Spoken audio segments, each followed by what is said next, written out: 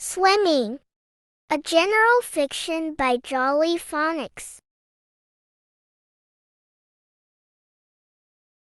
The children are waiting for a bus.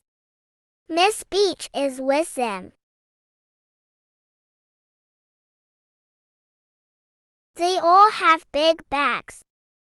They all chatter happily, except Sis. He stands and looks at the ground.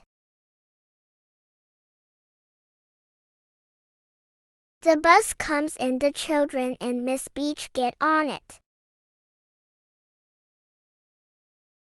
They get off the bus at the swimming pool. Martin, the instructor, tells the children to get into the pool. They jump in. Sis hangs back. "Come on, Sis," shouts Martin. "Hurry up and get in the pool." Sis is not a good swimmer. He still needs floats. "Kick your legs," Martin tells the children. There is a lot of splashing.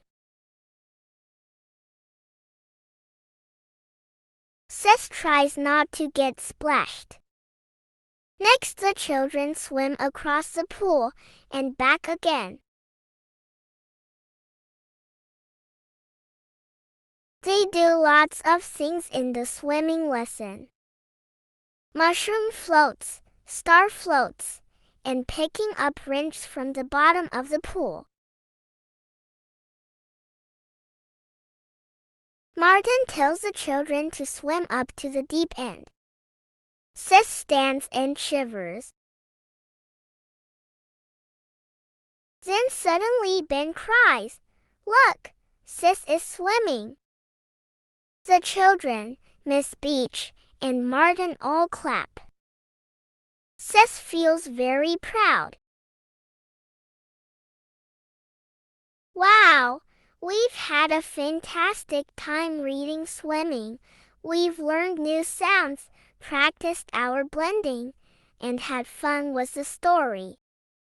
Remember, reading is a treasure that's always worth diving into.